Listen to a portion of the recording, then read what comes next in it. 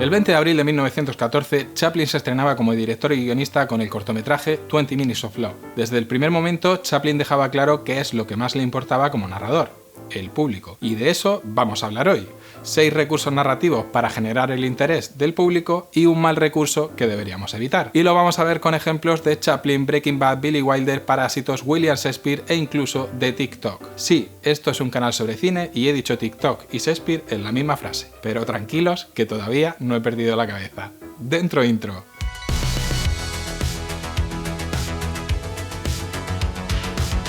Cuando contamos una historia, y da igual si es un guión, una obra de teatro o un simple chiste, tenemos 3 objetivos. Conseguir que el público se involucre en la historia cuanto antes, mantener el interés a lo largo de la historia y proporcionarle un final que no espere, pero que al mismo tiempo dé la sensación de ser inevitable y tenga una lógica. A lo largo de varios vídeos hemos visto los pasos más habituales que suelen seguir los guionistas para escribir una película. Hemos hablado de los personajes y de la estructura de los 3 actos, pero aún no habíamos hablado de lo más importante: el público. Los recursos narrativos que vamos a ver se usan tanto a la hora de escribir cine o teatro como a la hora de dirigir, porque un director de cine o de teatro también es un narrador, y el narrador debe intentar establecer una conexión emocional entre los personajes y el lector o espectador de esa historia. Básicamente, contar una historia consiste en poner a un personaje en apuros y hacer que surja la duda de cómo los superará. Es decir, para que una historia funcione, debe importarnos qué va a suceder a continuación. Hay muchísimos recursos narrativos que se han utilizado durante miles de años y han servido a genios como William Shakespeare para escribir historias universales que siguen siendo a día de hoy una fuente de inspiración constante. En este vídeo vamos a ver muchos ejemplos de varios recursos narrativos, pero estaría bien que vosotros participéis también en los comentarios y pongáis ejemplos conocidos de los recursos que vamos a ir viendo. Empezamos por el más básico y fundamental de todos: el conflicto. Un conflicto es el principal responsable de provocar incertidumbre en el espectador. ¿En qué consiste un conflicto? Pues vamos a verlo con un ejemplo muy básico. Tras una intensa lluvia, una mujer quiere cruzar la calle, pero hay un charco muy profundo y no puede. Ya hemos generado un pequeño conflicto. En este caso es un conflicto externo. Esta mujer tiene delante un obstáculo físico que le impide lograr su propósito. Y este conflicto genera una pregunta en el espectador: ¿cómo conseguirá cruzar? Inmediatamente aparece un hombre para ayudarla y luego aparece otro, que es Charlotte. Ahora ya tenemos otro conflicto más entre estos 2 hombres que compiten por un mismo objetivo. En este caso es un conflicto externo entre 2 personas, que genera otra incertidumbre más en el público. ¿Quién será el primero en ayudar a la mujer a cruzar el charco? Fijaos que ahora hay 2 preguntas abiertas que necesitan ser resueltas por el espectador.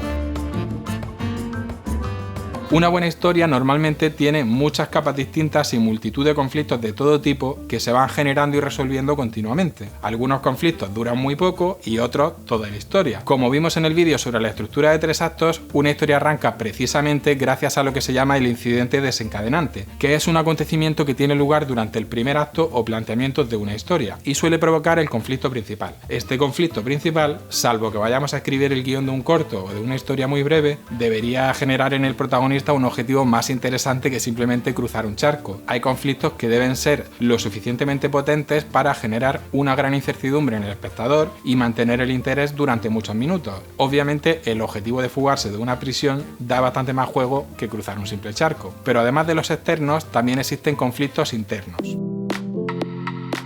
Un conflicto interno se produce cuando en un personaje se abre un debate entre lo que le dicta la razón y lo que le dictan sus sentimientos. Por ejemplo, al principio de la película The Kid, una madre soltera y sin recursos abandona a su bebé dejándolo en el asiento trasero de un coche frente a una mansión. Ella quiere a su hijo, pero sabe que no puede darle una buena vida. El conflicto se agrava aún más cuando, arrepentida, vuelve a la mansión y descubre que han robado el coche con el niño dentro. El espectador en este caso se pregunta: ¿conseguirá esa madre encontrar a su hijo? Por cierto, como The Kid es de dominio público y la podéis ver gratis en YouTube, os dejo enlace al final del vídeo y en la descripción por si queréis verla. Otro ejemplo más reciente: el conflicto principal que se desarrolla en el capítulo piloto de Breaking Bad y que hace impulsar una historia con mucho recorrido. Un profesor de química al que le diagnostican un cáncer terminal decide fabricar y vender metanfetamina para que su familia no tenga problemas económicos cuando él muera. Aquí tenemos un conflicto interno porque esa persona tiene un debate moral. Es una persona acostumbrada a respetar las reglas que decide incumplir la ley y pasarse al lado oscuro para conseguir un objetivo que para él es más importante que la propia ley. A ese conflicto interno se le van a sumar a lo largo de la historia muchos conflictos externos provocados por el avance del cáncer, la policía, otros narcos, y ese conflicto que arranca en la primera temporada de una serie puede ir variando ligeramente temporada tras temporada en función de los acontecimientos que sucedan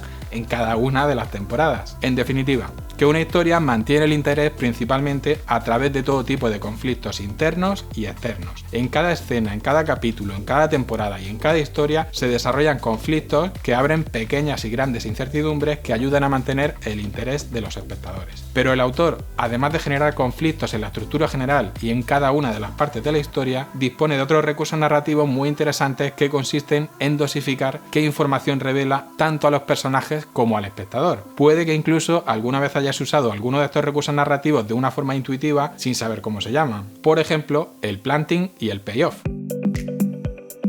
La palabra planting significa literalmente plantar o sembrar, y payoff se utiliza habitualmente como saldar o dar resultado, así que básicamente significan algo así como sembrar y recoger. En un guión se va sembrando información a lo largo de la historia. Posteriormente, esta información es recogida a medida que la película avanza para ir resolviendo las tramas y conflictos principales. Lo ideal es hacerlo de una forma sutil y visual para que todo encaje y funcione de forma natural. Si se hace bien, cuando llega el payoff es un momento impagable para el espectador, porque si ha seguido la historia, hará automáticamente la suma de las partes y participará en la narración de forma activa, sin necesidad de que haya que explicar nada. Y ese es uno de los mayores placeres como espectador. Para que lo entendáis mejor, os voy a dar 3 ejemplos de planting de 3 películas sin desvelar el payoff por si no las habéis visto. Pero si las habéis visto, lo vais a entender. En The Kid de Charles Chaplin, la nota que encuentra el personaje del vagabundo junto al bebé abandonado. En el apartamento de Billy Wilder, el espejo de maquillaje que Buster devuelve a su jefe. Y un tercer ejemplo que no es un objeto. En Parásitos es algo tan sutil como el olor a humedad.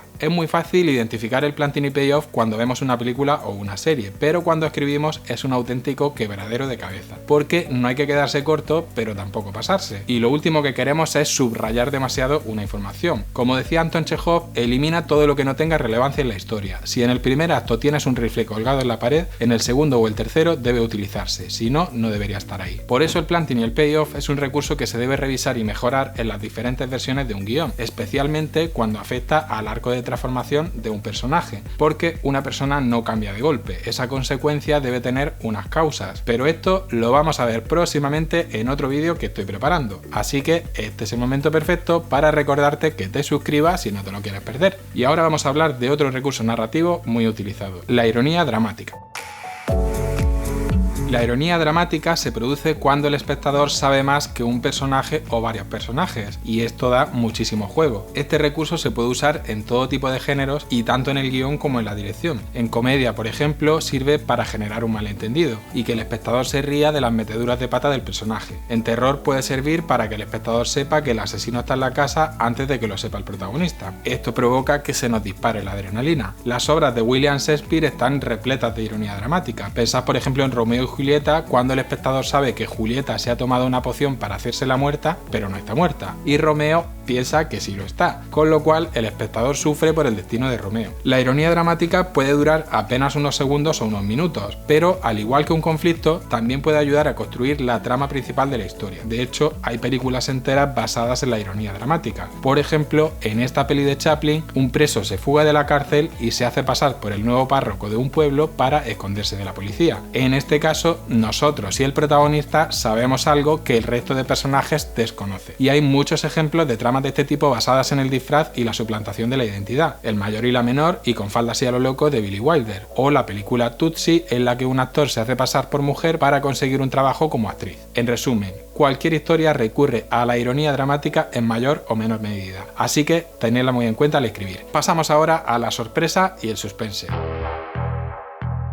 Aquí no me voy a enrollar y voy a citar directamente a Hitchcock. La diferencia entre el suspense y la sorpresa es muy sencilla. Imagina que nosotros estamos hablando, nuestra conversación es muy anodina, no sucede nada especial y de repente ¡boom! Explosión. Había una bomba debajo de la mesa. Eso es una sorpresa. Examinemos ahora el suspense. La bomba está debajo de la mesa y el público lo sabe. Y sabe que la bomba estallará a la 1. Y sabe que es la 1 menos cuarto, porque hay un reloj en el decorado. La misma conversación anodina se vuelve de repente muy interesante porque el público participa en la escena. En el primer caso, se han ofrecido al público 15 segundos de sorpresa en el momento de la explosión. En el segundo caso, le hemos ofrecido 15 minutos de suspense. Así que, en resumen, el suspense es un tipo tipo de ironía dramática que añade tensión y urgencia. Pensad en los primeros 15 minutos de Malditos Bastardos de Quentin Tarantino, un ejemplo magistral del uso de suspense. La sorpresa oculta información relevante tanto al espectador como al protagonista. El propio Hitchcock recurrió magistralmente a la sorpresa en su película Psicosis, en un giro de guión impredecible a mitad de la película. Algo parecido hace Bong Joon-ho en Parásitos. Si habéis visto la película, sabéis de lo que hablo. Normalmente, y estoy generalizando porque siempre hay excepciones, la casualidad de una sorpresa se recibe bien en la primera parte de una película, pero a medida que la historia transcurre hacia el final, debería ser la causalidad la que domine la conclusión del relato. Recordad el planting y el payoff. Si utilizamos una sorpresa al final de la historia, lo suyo es que haya habido un planting muy sutil a lo largo de la historia. Y como ejemplo, pensad en el final del Club de la Lucha y el Sexto Sentido, o en la lucha final de Star Wars cuando Darth Vader revela su verdadera identidad a Luke Skywalker. Son ese tipo de finales que te sorprenden y que te hacen pensar en cosas que ya estaban sembradas a lo largo de la historia. Pero si usamos una sorpresa como clímax final sin haber hecho un desarrollo correcto, y parece que eso sucede sin ninguna lógica, entonces puede convertirse en un Deus Ex Machina.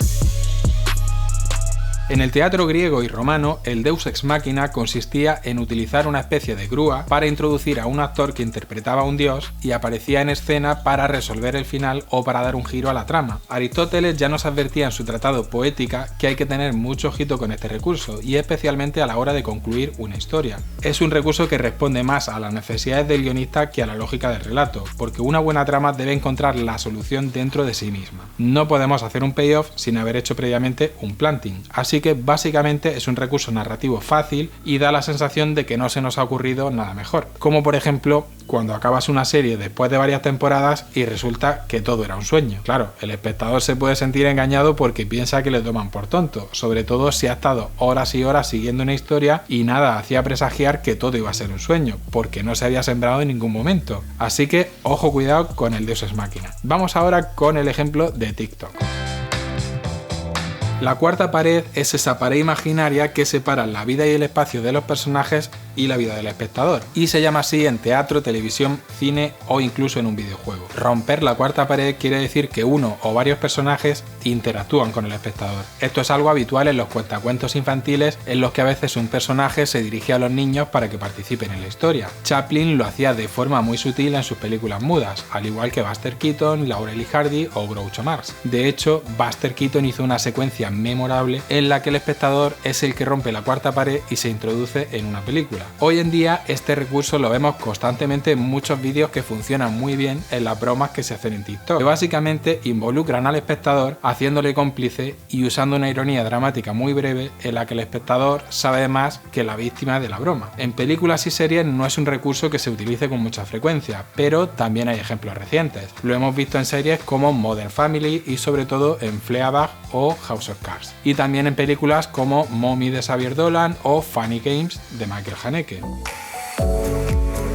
Buah, vaya chapa os he dado hoy, ¿eh? Bueno, vamos a terminar por todo lo alto con una cita maravillosa del gran cineasta y escritor René Clair. El espectáculo se basa en la colaboración entre el público y el autor. No puedes caminar solo. El verdadero éxito de un cineasta es interesar a un público cultivado y al público popular. Esto parece fácil, pero es algo que solo logran los genios después de muchos años de trabajo y de mucha práctica. Chaplin, Billy Wilder, Tarantino o Almodóvar son un buen ejemplo de ello. Y esta es la razón por la que, en mi opinión, es tan importante lo que ha logrado una película como Parásitos, de la que seguiremos hablando muy pronto. Así que os animo a verla si no lo habéis hecho todavía. Muchas gracias por quedarte hasta el final. Si tienes dudas o quieres aportar algo, hazlo aquí abajo en los comentarios. Dale like si te ha gustado mi bigote, comparte el vídeo si crees que puede ser útil para alguien y suscríbete para seguir aprendiendo cómo hacer cine. See you later, filmmakers.